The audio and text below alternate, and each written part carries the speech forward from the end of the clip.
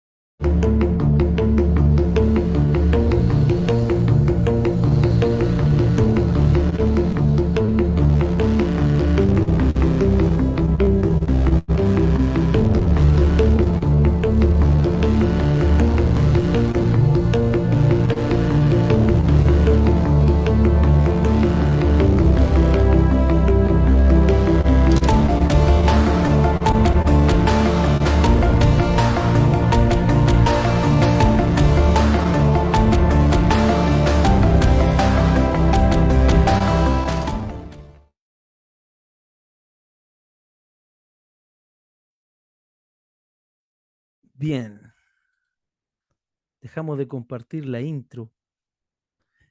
¿Cómo están? Esta, Esto es Teonautas, capítulo 2, temporada año 2025. Y en esta ocasión tengo un invitado para hablar de un tema profundo, pero tampoco muy denso, profundo e importante, podríamos decir fundamental. Eh, Desde tiempos antiguos, la humanidad ha estado eh, debatiéndose sobre qué viene después, qué hay más allá del sol, como dice la, el himno evangélico. Y bueno, en esta ocasión tenemos nuestro querido amigo Carlos Salazar, nuestro querido Carlitos, de Querigma Católico Evangélico, haciendo su crossover. ¿Cómo estás? Bien, bien, gracias Cristian, gracias por invitarme a tu programa. Como siempre, un gustazo y bueno, me siento como en casa, pues, porque siempre salen buenos temas y creo que ayuda mucho este tipo de reflexiones, estos espacios, no solamente como porque son temas importantes, sino que además en la semana hay tanta cosa, hay tanta vorágine de cosas que uno hace que como que darse la pausa para hablar de temas que tienen que ver con la trascendencia, yo creo que es fundamental para todo ser humano, ¿no? Claramente la trascendencia, el más allá del sol, es un gran tema y de hecho es como un tema que poco, como que queremos olvidar. No es como el centro de la predicación. No sé si te has dado cuenta que la Mm, predicación actual no va por esos lares, como que sobre todo, no sé, por los movimientos de prosperidad, apostólico mm, profético, hashtag herejías modernas, entre comillas. mm, Estos tipos hacen un énfasis sobre lo bueno, sobre lo exuberante de la vida, sobre el placer, son unos hedonistas, hay que decirlo, viven la mm, vida de manera hedonista, pero la privación, uno de los temas, la privación, la contemplación, la muerte, la carencia, que son parte de la condición humana, son temas que no se tratan en el día a día en el año 2025 ya. mm, Es preocupante vivir en esa negación. mm. ¿Cómo tú ves tú? Tú perteneces a la tradición metodista. Sí. Cómo se vive? Yo pertenezco soy un crossover de varias tradiciones, pero el ornitorrinco original. Pero, pero dame tu perspectiva y vamos conversando sobre este tema y compartiendo algunos datos que tengo aquí generados y trabajados para todos ustedes. Vamos, Sí, Carlito. yo creo que, bueno, yo la verdad es que yo he sido contaminado, mi mente está contaminada por Heidegger, entonces muchas cosas de Heidegger siempre resuenan en mi cabeza. Y Heidegger siempre hablaba de el hombre como el ser para la muerte, ¿no? El Dasein, el Sein zum Tode, el ser para la muerte.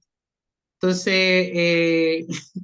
Heidegger decía eh, que cuando el hombre tiene el horizonte de la muerte siempre presente, es cuando verdaderamente puede vivir de forma auténtica, porque la persona que tiene el horizonte que va a morir, dice, bueno, es lo que yo tengo, o sea, voy a morir, tengo que aprovechar bien mi existencia, tengo que aprovechar bien lo que me queda como en esta dimensión temporal en la que estamos, eh, y por lo tanto no puedo perder el tiempo siendo lo que no soy, haciendo lo que no me gusta o fingiendo ser alguien que realmente no soy, ¿no? Entonces, ahí es donde nace la autenticidad del ser. El ser auténtico es el que enfrenta su muerte, sabe que su muerte viene pronto y por lo tanto tiene que estar auténticamente viviendo su vida, que es un poco como lo que decía Nietzsche, la idea del eterno retorno. Vive tu vida como si siempre la fueras a repetir eternamente. ¿Cómo te gustaría que tu vida se repitiera eternamente? Tienes que vivirlo de esa forma. Entonces la muerte nos da como ese horizonte heideggeriano, ¿no? De el ser para la muerte. Eh, pero el ser humano no le gusta la muerte porque es una cosa que está desconocida, es una cosa que da miedo, que es dolorosa incluso porque el morir es doloroso, o sea, la gente que está muriendo está sufriendo, entonces eso genera miedo y el común de las personas, incluyéndome yo también, no, yo no me voy a poner en un plano superior al resto, prefiere no pensar en la muerte, prefiere lo que decía Heidegger, no pensar en las cosas, en los entes, en lo que me distrae, en las noticias, en los chismes, en las tecnologías, en los programas, en la televisión, en todo lo que me distraiga de este horizonte existencial de la muerte. Entonces, es muy curioso porque en el cristianismo también existe algo parecido, ¿no? La idea de el memento mori. Y en el Claro. memento mori sabemos que vamos a morir, ¿no? Y que entonces tenemos que aprovechar el tiempo, tenemos que aprovechar esta vida como el regalo que Dios nos da y que nosotros, a diferencia de otras cosmovisiones o de otras religiones que ven la existencia como algo cíclico, nosotros lo vemos como lineal, entonces sabemos que esta vida es la única que tenemos, por lo menos en este plano, ¿no? Después ya lo que es la eternidad es algo bueno, se verá después, ¿no? Pero lo que tenemos en el aquí y en el ahora es finito, ¿no? Entonces, eh, creo que nos ayuda mucho como a vivir bien, saber que nuestro tiempo es limitado, ¿no? Entonces, ya lo que está fuera del tiempo, lo que está más allá del tiempo, ya, bueno, eso ya es otra cosa, ¿no? Eso es lo que Heidegger decía, que ya cuando dejamos de hacer filosofía, empezamos a hacer teología. Pero es que Heidegger, bueno, yo tengo un amigo que eso intentó, bueno, lo logró, hacer su tesis en filosofía sobre Heidegger casi muere en el intento, pero lo logró. El tema es que ahora, en esta sociedad postmoderna o post-postmoderna, el, es, esta sociedad vive en una negación del Dasein. Mm, Este ya no es un ser situado, es un ser proyectado, el ser al claro. que asistimos actualmente, un ser que se proyecta hacia una eterna juventud, un ser que se proyecta hacia las riquezas, un ser que se Mm, proyecta hacia la inmediatez. Y esa inmediatez es la que de alguna manera no nos permite ver esta realidad patética. Hoy, ¿quiénes son los famosos? Los famosos son aquellas personas jóvenes. De hecho, aquí hay varios filósofos chilenos y filósofas que han pensado sobre la glorificación del puer en términos junguianos. El puer mm, a eternum es aquel, si me perdonan, cabro chico, aquel ser que no crece, que no quiere crecer, ahora es exaltado como incluso, mm, ejemplo, The Big Bang Theory, una serie mm, que está en el mainstream. Todos ven The Big Bang Theory, ahora es cool no ser maduro, ahora es cool no tener una vida resuelta y cuando, a ver, a los 20 años, 30 años, nuestros padres mm, ya tenían casa, dos hijos, quizás tres, y ya estaban mirando la muerte. Pero mm, hoy en día no es tema, no es tema en los noticiarios, y me suena mucho que en la iglesia como que se ha dejado de hablar.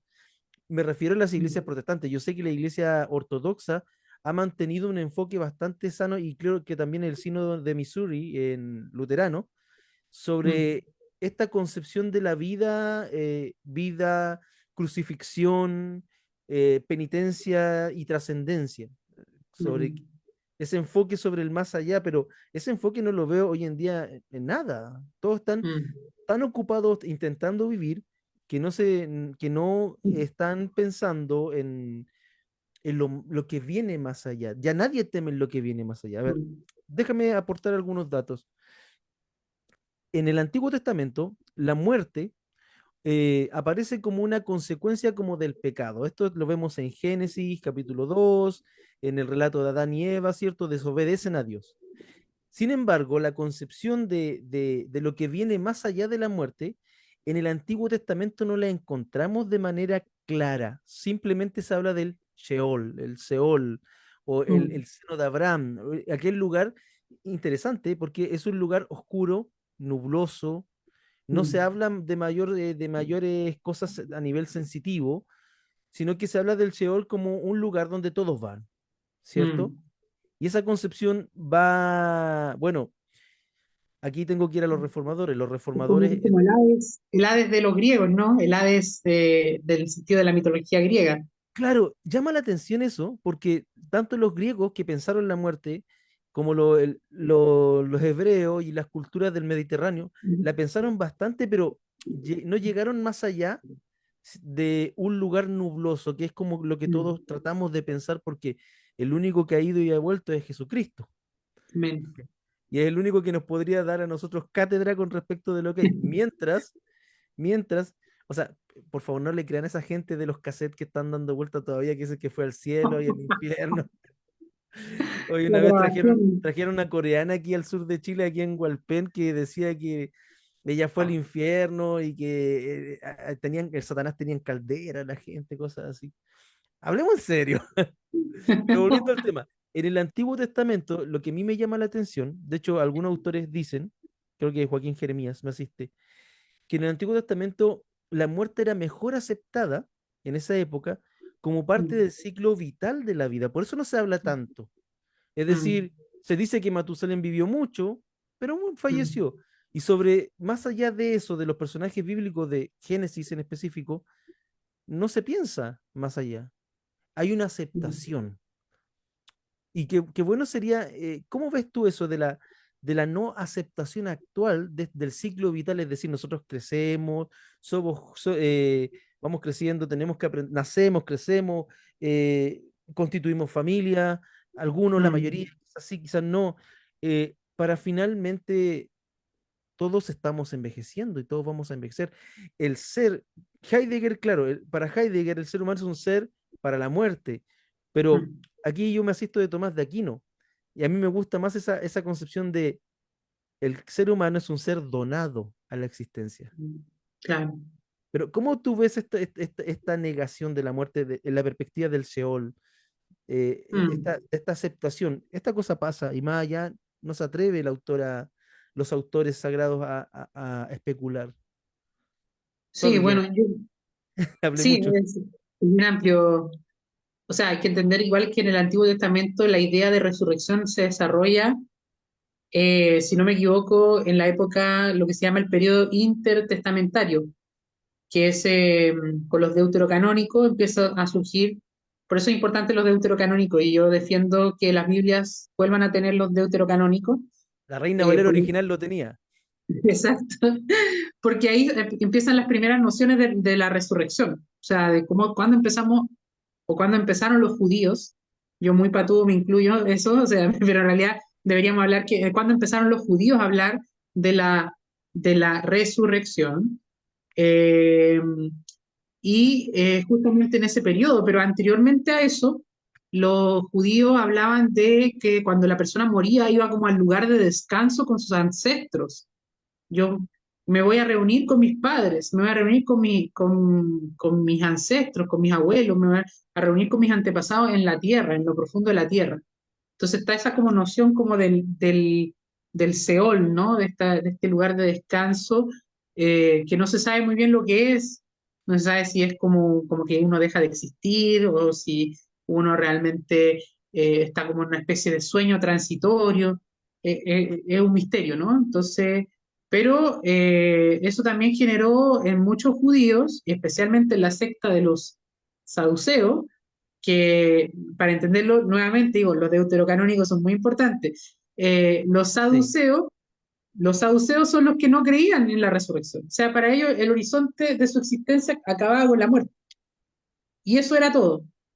Entonces ellos eran personas, como uno se puede imaginar, quizás como muy hedonistas o muy, digamos, entre comillas, materialistas o como que estaban muy imbuidos en que para ellos el concepto de salvación era vivir bien, vivir una buena vida, vivir sin opresores políticos, ¿no? Entonces, Porque eh, hay que notar que eso se debe a su clase social. Su clase social tenía la vida resuelta, es decir, ser parte del sacerdocio arónico o levítico no, ya te aseguraba por ley, te aseguraba ciertas condiciones, aunque no oficiara siempre. O sea, claro, exactamente. era natural que estos tipos no iban a ver más allá del pan nuestro de cada día. Sí, de hecho, fíjate que eso se replica en nuestros días.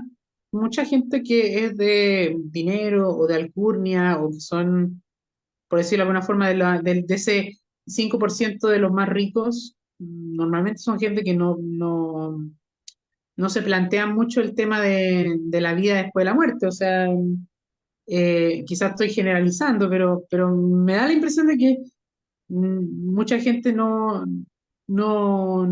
está como preocupada de eso, especialmente, y donde surge, digamos, el afecto espiritual o religioso siempre es en las capas como más medias o más bajas de la sociedad, donde la esperanza en lo material es muy poca, ¿no? Como lo que decía, un poco como lo que decía Marx, decía que la religión es el opio del pueblo, pero lo decía no en un sentido que hoy día se interpreta como un mal sentido, sino que Marx lo decía en un sentido bueno, porque decía que la religión es el alma de una sociedad sin alma, es el gemido de un pueblo sufriente. Entonces, así como el opio era una especie de remedio que servía como para aliviar los dolores, él veía la religión como eso. Entonces, yo creo que es bien interesante cómo la realidad también dura y difícil de mucha gente hace que empiecen a plantearse estas cosas. Y las personas que tienen como la vida resuelta, no sé si todo resuelto, porque igual todo el mundo tiene sus problemas, pero que tiene por lo menos las cosas resueltas en lo material, quizás no se plantean mucho esto. Quizás estoy ¿Sabes qué? generalizando. A mí me recuerda cuando estudiábamos Antiguo Egipto, cuando estudiaba pedagogía en Historia y Ujú, Geografía con mi querido profesor y amigo Juan Pablo Jiménez. ujú. Veíamos que en el proceso, ¿te acuerdas que los faraones originalmente eran quienes morían en bóvedas grandes, Claro, grandes, pero eso con el tiempo se popularizó? ¿Por qué? Porque hubo claro. verdaderos levantamientos de las clases populares, digámoslo así en terminología marxista, de las clases populares del Egipto, Ujú, porque ellos también querían tener esa esperanza de algo más allá. De hecho, claro. la gente piensa que en Egipto solamente los faraones tenían túmulos o eran momificados.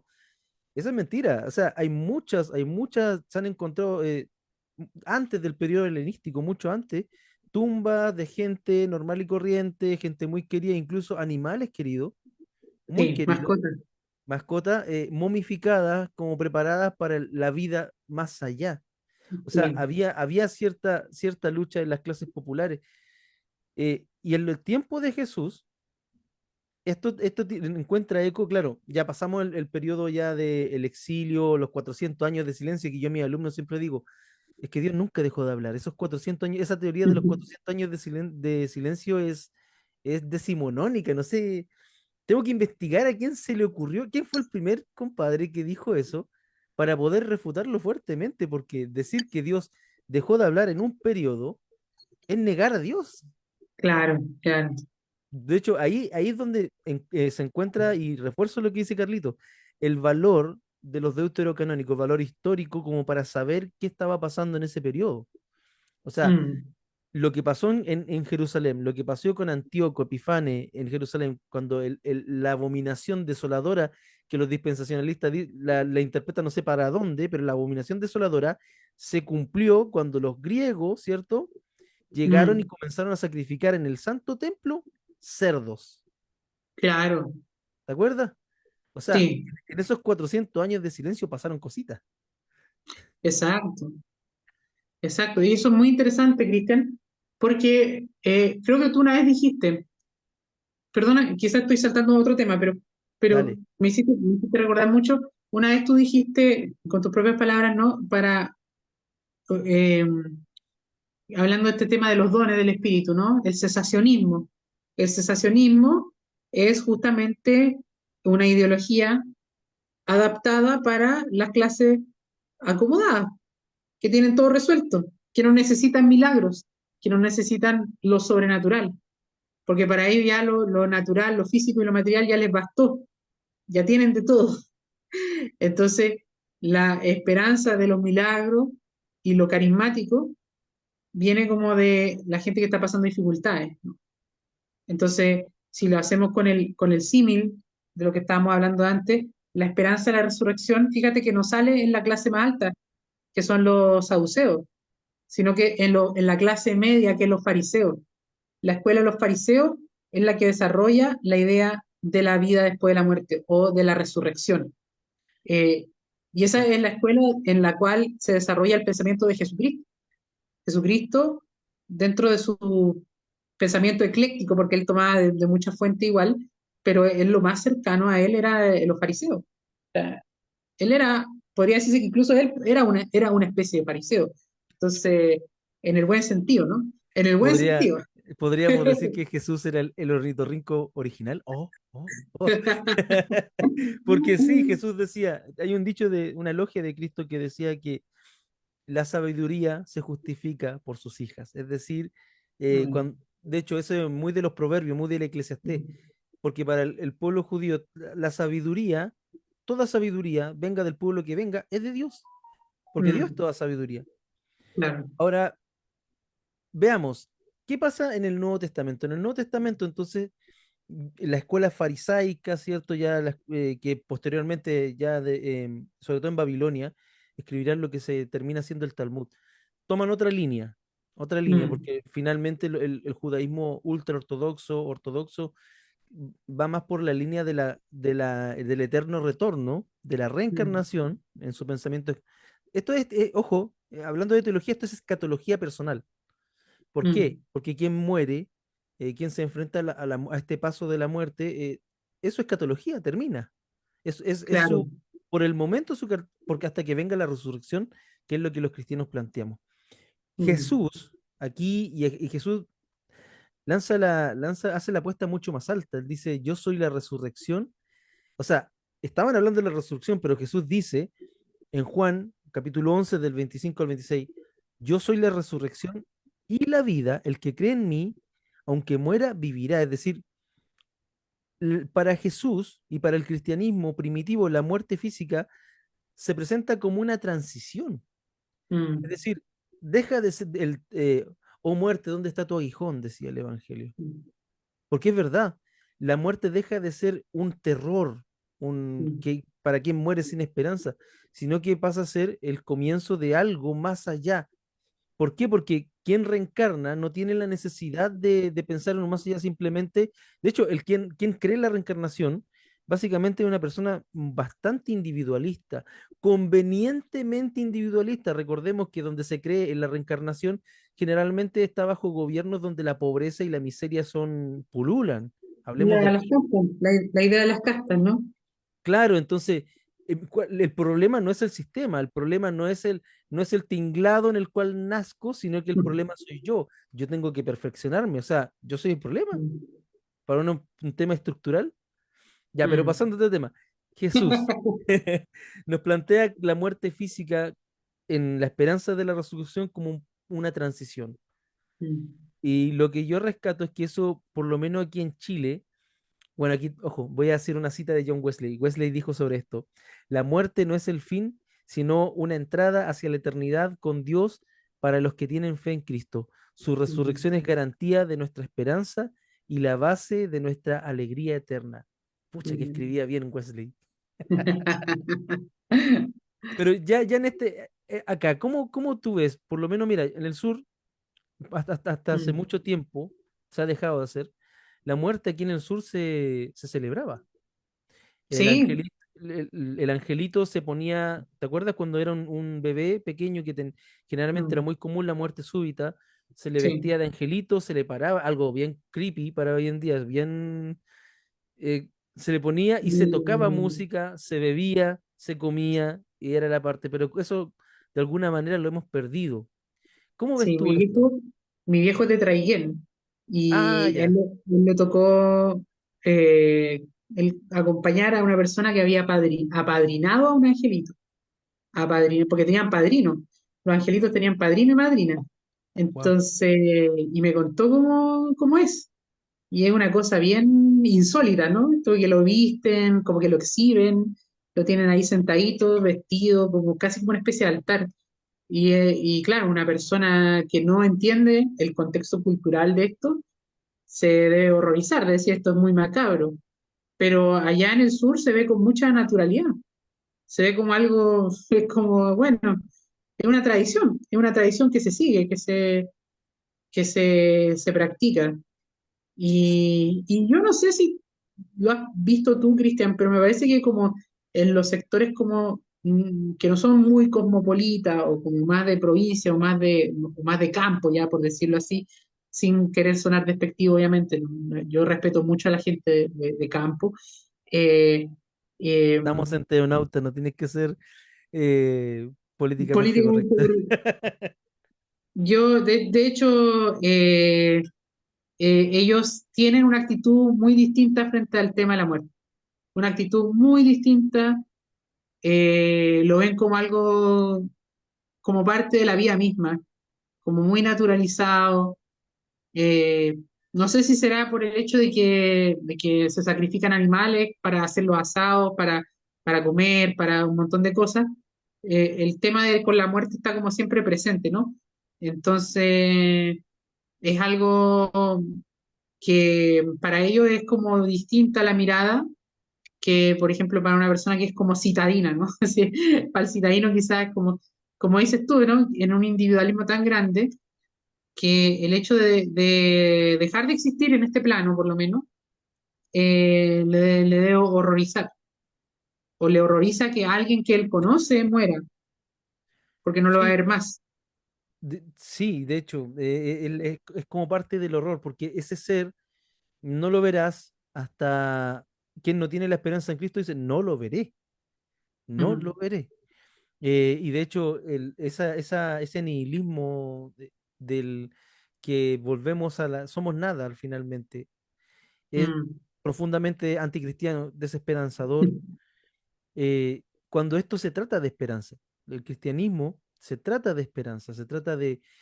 A ver, el cristianismo no te va a solucionar el problema de la paz mundial, seguramente no. El cristianismo seguramente no te va a solucionar el problema de la fisión en frío o la fisión nuclear, no, no está para eso. Pero sí nos habla a nuestro corazón de que es a esperar lo mejor, es decir, lo que vendrá más adelante será mejor que lo que acá, porque ojo que eso también es parte de la esperanza del desposeído. El desposeído, aquel deprivado de la vida, aquel que es una persona que se le han negado muchas cosas y también de alguna manera el desposeído proyecta el cielo como aquello que nunca tuvo en vida. mm, claro. Quizás sea así, porque hay un debate, los teólogos todavía debaten qué hay más allá. Yo me conformaría con algunos teólogos, con la escolástica que lo explica desde la visión beatífica, o la unión con Cristo, también algunos. Pienso que no debiera haber, o sea, mayor alegría que esa, no sé. Por Sí. último, verlo, ver a Cristo. A ver, veamos qué dicen algunos Luteros sobre esto. Lutero decía, dijo, la muerte que antes era nuestra mayor enemiga ha sido transformada en una puerta hacia la vida eterna por medio de Cristo. Sobre esto mismo también Calvino enfatizó en sus institutos, no, en su comentario sobre Daniel, ¿ya? Mm, De ahí lo tomé. Dice, el propósito de Dios no es solo salvar almas, sino redimir, eh, esto lo dijo Calvino, redimir, por eso lo escogí, redimir a toda la creación de las garras de la muerte y del pecado. Mira, qué arminiano suena eso. Ojo Redi- que Calvino creía en la salvación universal, sí, los que cerraron esa puerta fueron no calvinos, sino los calvinistas. Es como, es como el chiste de los Simpsons, Como que Ah. los chilenos arruinaron Chile, los calvinistas arruinaron a Calvino. En serio, hay que leer bien a Calvino, Sí, hay que leamos a leerlo Calvino, bien. pero no lo leamos con The Gospel Coalition, en serio, no hay mucho provecho Sí. detrás de eso. Leámoslo generando una conciencia crítica, o sea, leámoslo. Mm. Pero, Mm. eh, oye, aquí estoy viendo algunos comentarios, dice, si está el hermano Ignacio, es otra cosa, hay una cosa seria. Claudio dice, Calvino, jajaja, sí. Hay que leerlo bien, si en el fondo el criterio más cristiano Sí. de los autores reformados, como también digo, los autores patrísticos, no hay que comernos todos los de la época patrística, hay que Sí. tener cierta perspectiva, pero siempre con generosidad. La parte de la... ¿Cómo? Ese es un principio filosófico, ¿te acuerdas ese principio de que cuando voy a un debate tengo que entender que la persona que está defendiendo su postura la está Ujú. defendiendo de el mejor espíritu posible? Sí, sí, es como el principio de darles como el no Benignidad, sé, pues. beneficio de la duda, o decirles como, o sea, pensar siempre lo mejor del oponente discursivo, ¿no? Sí. Del contrincante discursivo, ¿no? O sea, la mejor intención siempre, la mejor intención siempre. Pero volviendo al tema de la muerte en sí. Quizás nos desmoneticen, pero no me interesa, no hago esto por monedas. Lo hago porque lo siento hacer así este podcast. O quizás me censuren, espero que no, porque Facebook está muy raro últimamente. Bien, la desmurición o la desuscripción de la vida, como dicen los youtubers hoy en día. Eh, ¿Qué será? Porque la escritura, eh, ojo, y aquí es donde me pongo medio polémico, porque la gente dice, escrito está, como diciendo esto está claro en la Biblia. Mm, Y claro, hay cosas que están muy claras, las necesarias para la salvación, pero hay otras cosas que hay que entrar a ver. ¿Qué viene después? ¿Qué nos dice la fe? Nos dice la fe que después de la muerte, juicio mm, o resurrección y juicio, dependiendo cómo mm, sea. El tema es que tendremos que dar cuenta por la vida que hemos tenido, qué hemos hecho con la vida que se nos ha sido donada. mm. La perspectiva bíblica de la vida y de la muerte es un tema apasionante, viejo, Sí. apasionante. Porque la vida en el margen del cristianismo, del judeocristianismo, es una vida que realmente vale la pena y la idea es que valga la pena ser vivida. Y imagínate que las mismas leyes en el Deuteronomio, Levítico, en el Deuteronomio y en la Torá, habla de una vida comunitaria, de una perspectiva comunitaria tanto de la vida como de la muerte.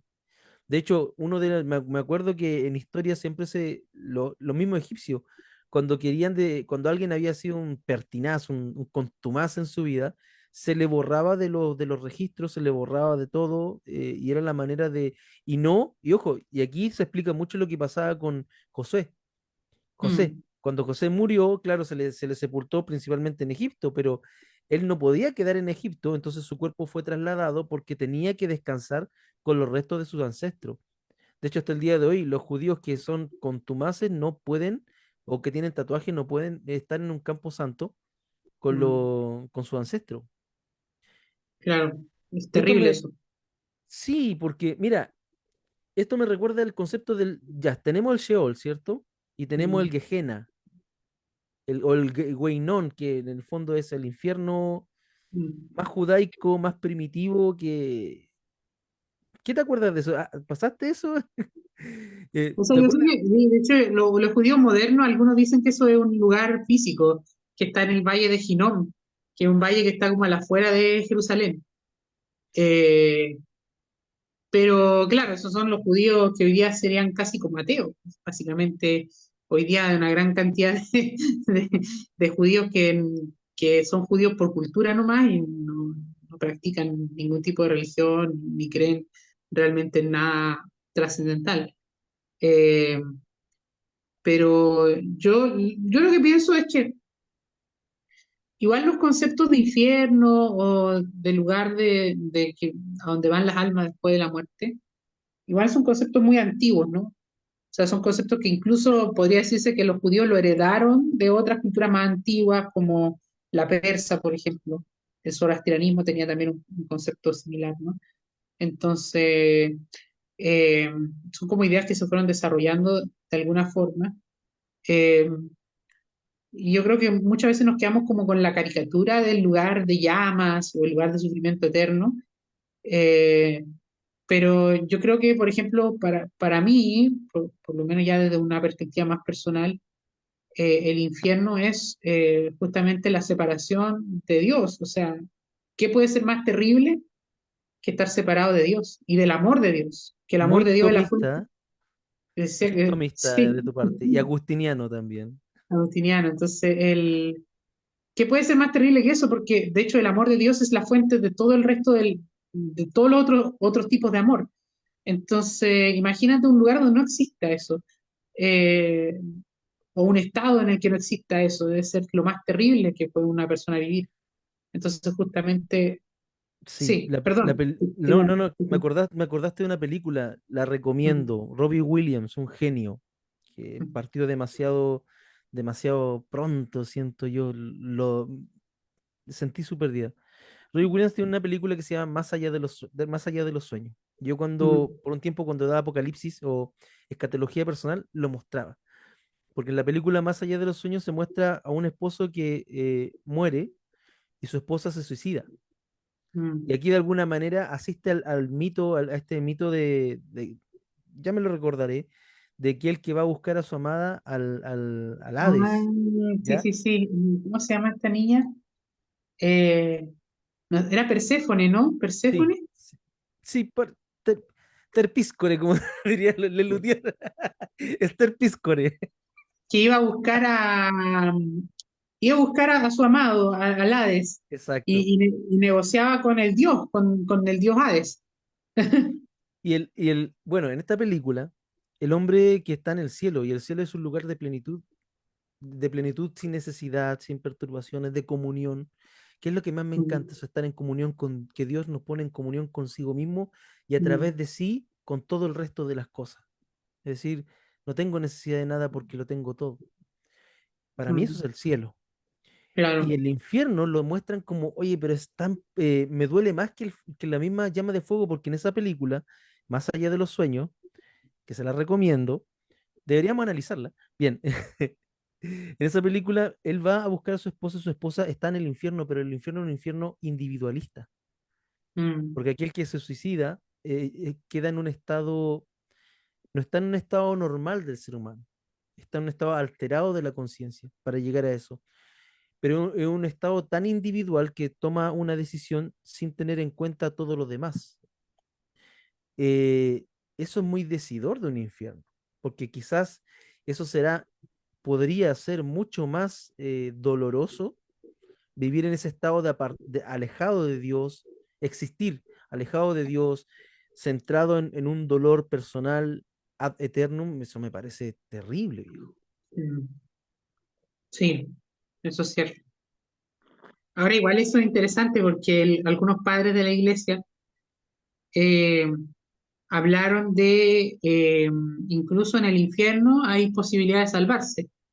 Eh, y de hecho creo que fue Orígenes el que habló de la apocatástasis, que hemos hecho hartos memes de ese ¡Viva la término. apocatástasis! Que en el fondo es como la idea de que tú, incluso los que están en el infierno, en algún momento también van a ser redimidos por Dios. Porque el amor de Dios es tan grande que esa redención universal va a llegar en algún momento, incluso para los que están, digamos, condenados, ¿no? Entonces, interesante igual esa perspectiva, que obviamente para la ortodoxia de la iglesia después oficial, ¿no? Eso fue condenado y requete contra condenado como una herejía. Pero esa idea estaba, ¿no? Estaba esa idea en Estaba parte de la ahí iglesia dando. primitiva. Exactamente. Entonces, interesante igual pensar en eso, ¿no? Y que, no sé, ahí quizás un hermano católico me va a tirar la oreja, pero un poco de eso hay en la idea del purgatorio, ¿no? Yo un poquito así de eso hay como en la idea del purgatorio. Aquel purgatorio. Pero la apuesta protestante, evangélica y protestante, es mucho más alta porque para nosotros no hay, o sea, de hecho, para el magisterio actual de la Iglesia Católica el purgatorio ya no va. Pero claro. para nosotros se demoraron 600 años en descubrir eso, que la reforma ya lo sabíamos de alguna manera. Pero, O sea, creo que lo reformularon, no es como un lugar, sino que es como un instante de purificación que ocurre después de la muerte, una cosa así. Es muy raro. pero ¿sabes qué me llama la atención? Que el énfasis protestante de la vida para la muerte Ujú, es un énfasis que lo considero bastante bueno, pero igual hay que pensarlo más, que es sobre el tema de la responsabilidad, es decir, debo en vida hacerme responsable del aquí y del ahora, por muchos motivos. Primero, porque si soy un buen padre, habrá alguien que me cambie los pañales cuando tenga, si es que llego a esa edad de senectud. Pero más allá de eso, la apuesta evangélica protestante es que es más alta, o sea, una oportunidad de vida, una oportunidad para hacerlo bien, por lo tanto tengo que hacerme cargo. mm. Volvemos a Wesley, la perfección cristiana. Ah, bien, hablemos, sí, sí, sí. La perfección. ¿Pero qué es la perfección cristiana? Es la madurez en el amor, básicamente. Es el hecho que tú en tu vida maduraste en tu amor, que básicamente Wesley hacía distinción entre, como le lo hacen un poco los hermanos ortodoxos, entre los pecados voluntarios y los involuntarios. Involuntariamente vamos a seguir pecando porque somos imperfectos. O sea, de repente se nos va a salir una mentira, de repente se nos va a salir algún garabato, ¿no? Alguna yuyá, como dicen algunos. Por favor, hermano. Pero, Un Don Carter, una cosa así. claro, la persona que tiene como el corazón transformado por Cristo, en esa madurez del amor, no va a pecar intencionalmente, no va a buscar hacerle daño a los demás, que eso es, digamos, una forma de definir quizás ese pecado voluntario, ¿no? El querer intencionalmente hacerle mal a otra persona o intencionalmente desobedecer o violar la ley de Dios. Entonces, en ese sentido, la persona que está en esa madurez del amor, todo lo va a hacer por amor.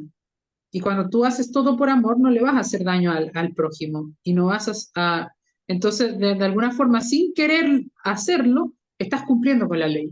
Y creo que Cristo lo decía también, que decía que el cumplimiento de la ley es el amor, o lo decía San Pablo, no sé si Cristo o San Pablo, pero San Pablo parece que decía que el Cristo cumplimiento de la ley. y el apóstol Pablo lo refuerza. De hecho, creo que también en Hebreos se refuerza la misma idea, que el cumplimiento que en el fondo el amor, es que ese es el tema.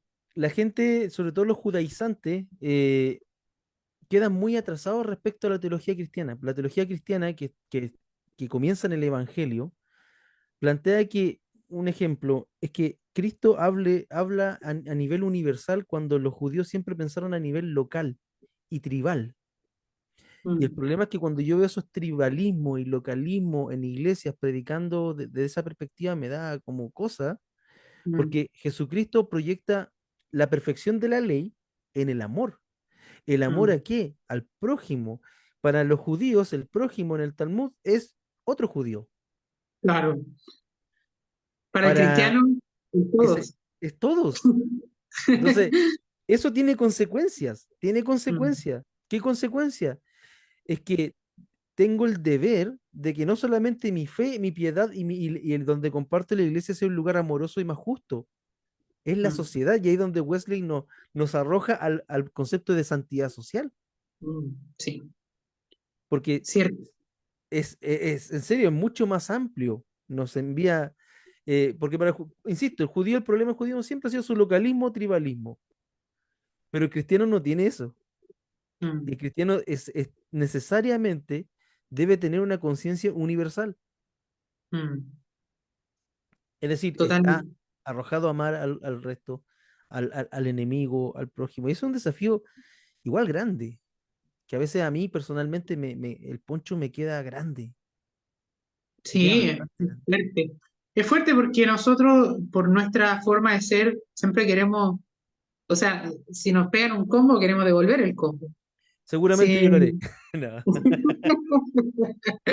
Entonces, eh, y bueno, yo creo que hay instancias en que es válido hacerlo, pero pero también está por ese otro lado el llamado, ¿no? A ser prójimo, incluso con aquellos que son nuestros enemigos. Eh, y en ese sentido es un desafío muy grande, ¿no?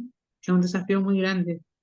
Eh, Mm. yo Yo, siempre ¿sabes recuerdo qué? los mártires, cuando iban a morir, muchos oraban por sus ejecutores, ¿no? Decían, perdónalos porque no saben lo que hacen, y todo ese tipo de cosas, ¿no? Entonces, es fuerte igual. Hay una historia bien chocante de un anabaptista que estaba siendo perseguido por un inquisidor y este inquisidor se cae al agua y el anabaptista, pudiendo salvarse, no se va, sino que se queda y lo recoge. Se No sé si tú devuelve. has escuchado esta historia. Sí, Sí, sí, de mis amigos menonitas. Creo que se llama Philip Van Dyck o algo así era el nombre. sí. Se devuelve Mm, y posteriormente salva a esta persona y lo capturan mm, y lo martirizan. claro, sí. Eso es la paradoja del pacifismo, que bueno, es tema Mm, de las iglesias, iglesias de paz. mm. Algo que yo personalmente valoro, pero hasta Pero qué punto, críticas. pero critico profundamente, sí, hay que decirlo. Está bien, Pero está bien. es que sí, hay que ser benignos, ¿cachai? Sí, hay que Mm, ser benignos, pero bueno, pa- yo hoy día bueno, hay una serie que se llama The Midnight Gospel, no sé si la has mm, visto, está en Netflix, es una animación de un podcast. Es una animación que a quien le gusta la animación le va a encantar porque es muy loca, es metafórica y todo el tema, y que no tiene nada que ver con el diálogo porque el diálogo es un podcast. Y en The Midnight Gospel, cada capítulo trata sobre la muerte. mm, Invitan a un tipo que estuvo condenado a muerte, que después se hizo monje zen, que también practica la brujería. Muy interesante esa perspectiva de la muerte y termina con la...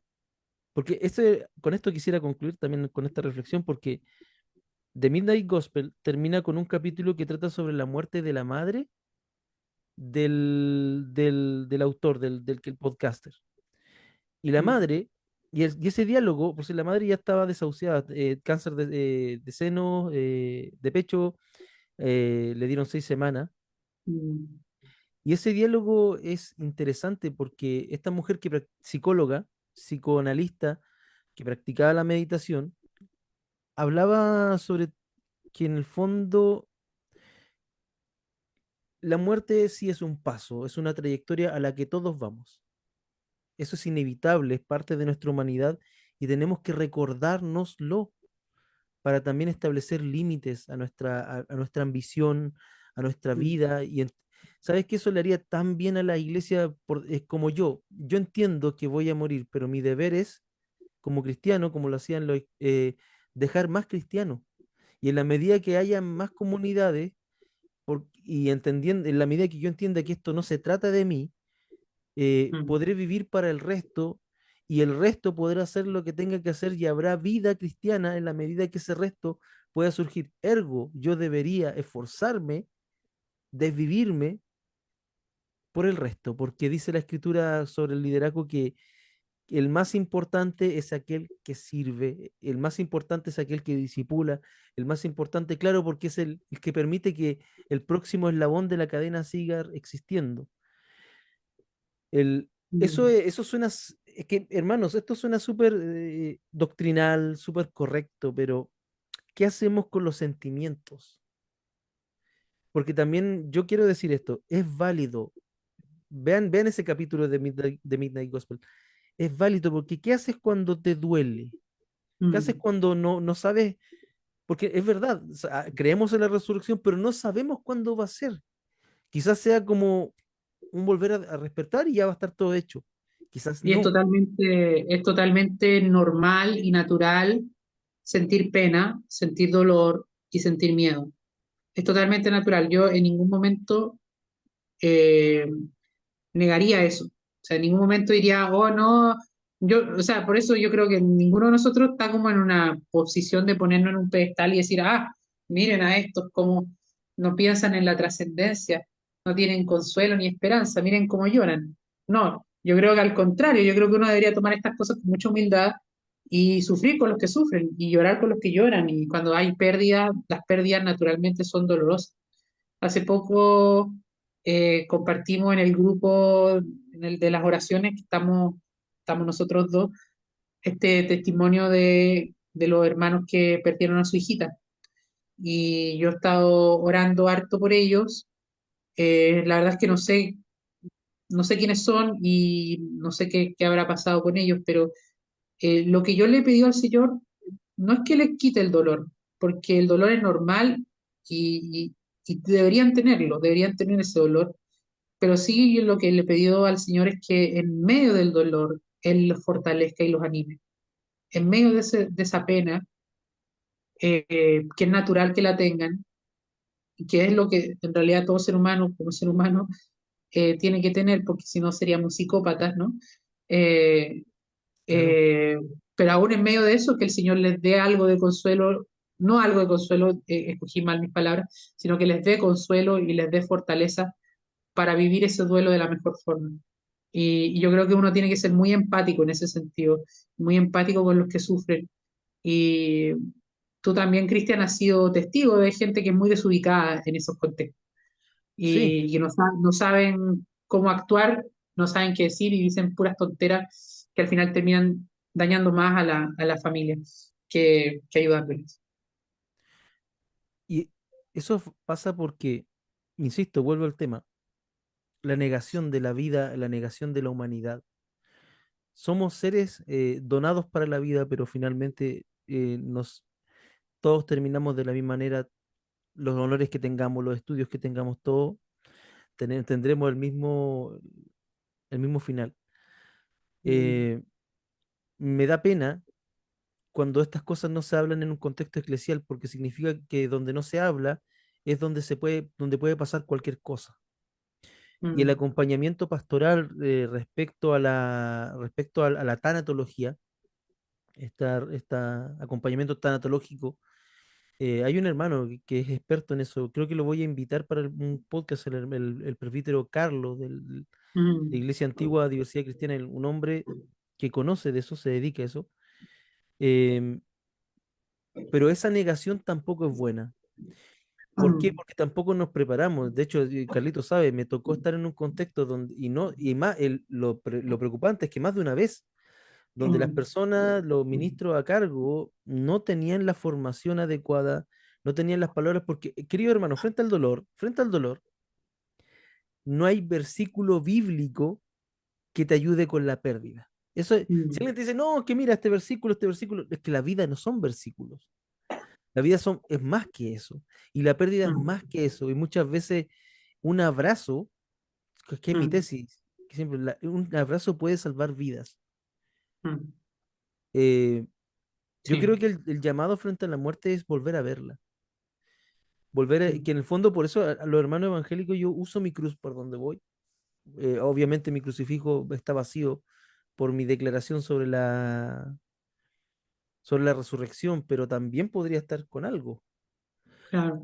Pero el tema es que hay que volver a la teología de la cruz. Porque Mm, en la teología de la cruz, los luteranos son los maestros de esa teología, eh, hay muchas respuestas para el sufrimiento humano. Porque en sí. el fondo, ¿quiénes estamos hablando de la muerte? Somos los vivos. Para nosotros es un Justo. problema. Porque sabemos que nos vamos hacia allá y todo el tema, porque duele, por lo que dejamos, por lo que no queremos dejar. Mm, Hay que hablarlo, hay que hablarlo. eh, y hay que hablarlo, ojalá, con la mayor altura posible. Yo creo que igual hay que hacer un llamado a quienes nos estén escuchando. Hay que prepararse, hay que pensarlo y hay que acompañar. Porque en mm, serio, hoy en día las capellanías hospitalarias, sobre todo, no aceptan. Antiguamente a los ministros evangélicos lo dejaban entrar, pero hubo un tiempo que se llenó tanto de mal testimonio de tipos que venían a gritar, a gritar, a profetizar. Mira, pasó un caso donde el director del seminario donde yo estudié, donde el primero donde yo estudié, su esposa falleció. Yo le preguntaba cómo está eh, al profesor. El profesor me decía, me miraba, me decía, lo que más me duele no es saber que va a morir mi esposa porque sé que iba a morir. Lo que más me duele es cuando viene cada hermano o hermana o pastor o pastora a profetizarle y ordenarle a mi esposa, que está muriendo, que se levante, levántate y anda, todos creyéndose como en un delirio mesiánico. Mm. O sea, yo soy carismático, yo creo en Pentecostés, yo creo en los dones, pero los dones también tienen que ser usados con discernimiento y el discernimiento es un músculo que se ejercita con mucho discipulado y con mucha lectura. Sí, al final el don, como es un don, el dueño del don es Dios en última instancia. No depende de la persona. Pero Entonces, también donde no haya que pedirlo, porque no lo tenga que lo pida. sí, O lo que decimos aquí, el don de la cachativa, como decimos, es necesario. Eh, yo creo que hemos hablado bastante de esto y de manera un poco dispersa, pero entretenida. sí, disculpa si me he saltado de una rama a otra, pero ha sido bastante ameno todo, bastante Pero ameno. con qué reflexión nos podrías dejar, querido Carlito? Yo creo que, o sea, yo creo que hay dos cosas. Primero, es muy fácil hablar de la muerte cuando uno no la tiene como tan presente, ¿no? Siempre obviamente está presente. En algún momento yo me puedo cruzar la calle y me van a atropellar y quizás hasta ahí llego, por lo menos en este plano. Uno nunca sabe, Dios no lo permita. Pero, pero quizás desde una postura cómoda, como la que estoy ahora, sentado de la comodidad del comedor de mi casa, quizás es muy fácil, pero hablar de la muerte cuando está, no sé, alguien agonizando es otra cosa. O hablar de la muerte cuando uno ya ha perdido a alguien es otra cosa. O hablar de la muerte cuando uno es el que va a morir también es otra cosa. Entonces, como yo digo, hay que tener quizás como más humildad al abordar estas cosas y empatía, mucha empatía, porque finalmente todos podemos creernos como profesores de todo, pero la teoría es una cosa y la vivencia es otra. Entonces, yo lo que creo es que la muerte es, por lo menos desde lo que yo pienso, es un horizonte al cual hay que tenerlo siempre presente. Como cristianos tenemos el tema del memento mori, ¿no? Y saber de que el tiempo que Dios nos da acá es un regalo y hay que aprovecharlo. Y cada día es un regalo, cada día es una bendición y es una oportunidad de hacer bien las cosas. Entonces, no nos quedemos tampoco en el miedo a la muerte, sino que también que la muerte sea para nosotros un motor que nos permita vivir bien nuestras vidas. Bien, que este recuerdo perpetuo sea eso, que y también resignifica la vida. Como Sí, yo, re- ojo que los ortodoxos tienen el himno que dice Cristo resucitó de entre los muertos, pisoteando la muerte con su muerte y otorgando la vida a los que yacían entre los difuntos. Qué potente. Eso también, la esperanza del cristianismo, por lo menos, es una cosa que cambia mucho la perspectiva de la muerte para muchas personas. la invitación es a conversar. La invitación, gracias Carlitos por tus reflexiones, la invitación es a generar conversación. Si usted participa de una iglesia, de su iglesia local, vaya, hable con su párroco, hable con su pastor, hable estas cosas. Es bueno saber la perspectiva que nos da nuestra fe, porque de esa manera también vamos dando respuesta, sentido y resignificación a lo que nos pasa. La fe cristiana no es una fe diseñada solamente para el dogma, es una fe desde antiguo hecha para la vida. La idea es que las Santas Escrituras, la idea de que toda esta herencia que nosotros hemos llevado, que muchas veces es una carga, nos ayude a vivir mejor y a morir con dignidad. Amén. Así que la reflexión queda ahora a cargo de usted y espero que nos siga escuchando, si está viendo en YouTube esto, por favor, dele like, suscríbase.